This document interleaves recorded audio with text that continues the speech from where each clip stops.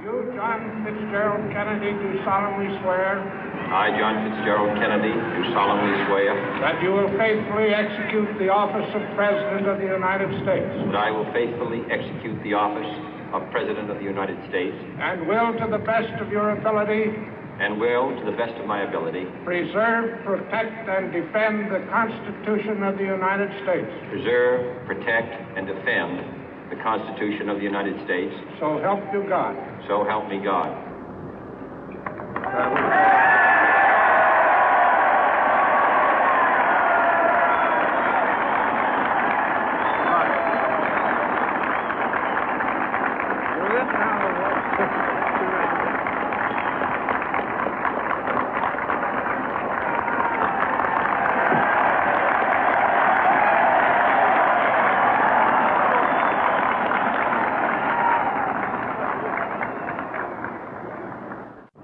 Vice President Johnson, Mr. Speaker, Mr. Chief Justice, President Eisenhower, Vice President Nixon, President Truman, Reverend clergy, fellow citizens.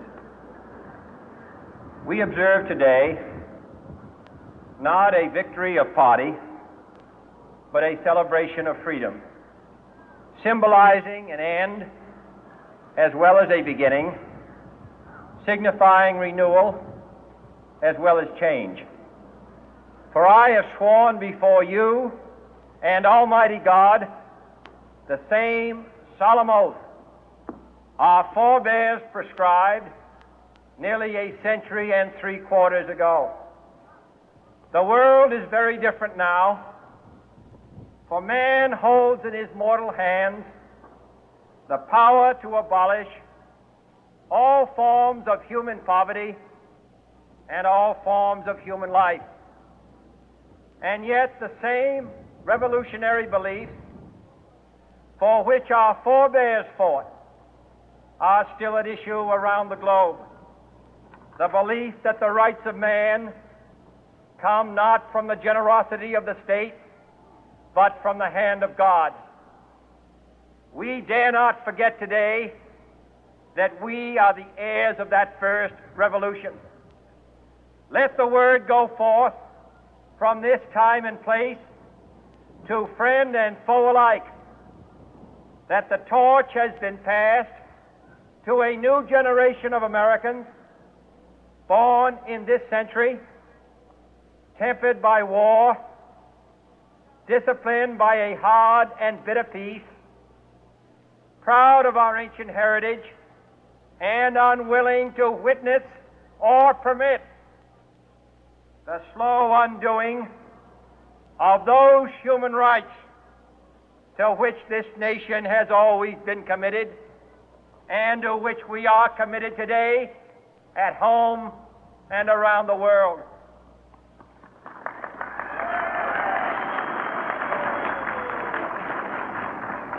Let every nation know, whether it wishes us well or ill, that we shall pay any price, bear any burden, meet any hardship, support any friend, oppose any foe to assure the survival and the success of liberty.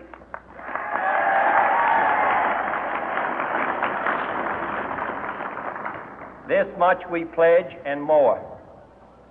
To those old allies whose cultural and spiritual origins we share, we pledge the loyalty of faithful friends. United, there is little we cannot do in a host of cooperative ventures. Divided, there is little we can do, for we dare not meet a powerful challenge at odds and split asunder.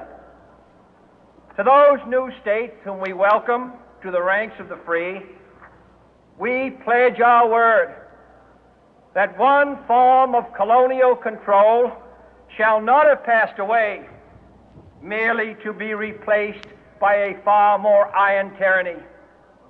We shall not always expect to find them supporting our view, but we shall always hope to find them strongly supporting their own freedom, and to remember that in the past, those who foolishly sought power by riding the back of the tiger ended up inside.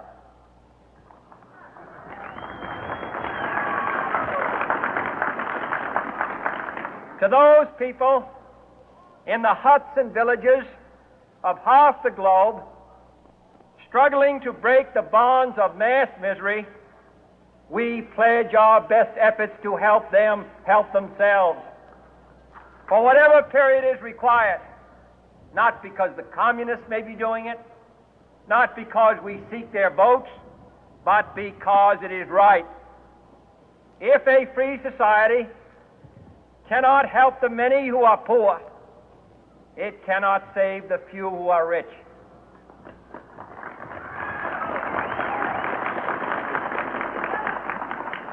To our sister republics south of our border, we offer a special pledge to convert our good words into good deeds, in a new alliance for progress, to assist free men and free governments in casting off the chains of poverty.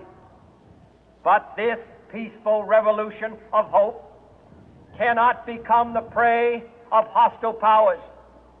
Let all our neighbors know that we shall join with them to oppose aggression or subversion anywhere in the Americas.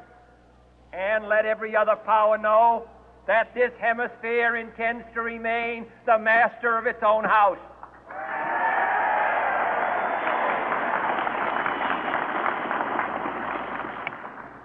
To that World Assembly of Sovereign States, the United Nations, our last best hope, in an age where the instruments of war have far outpaced the instruments of peace, we renew our pledge of support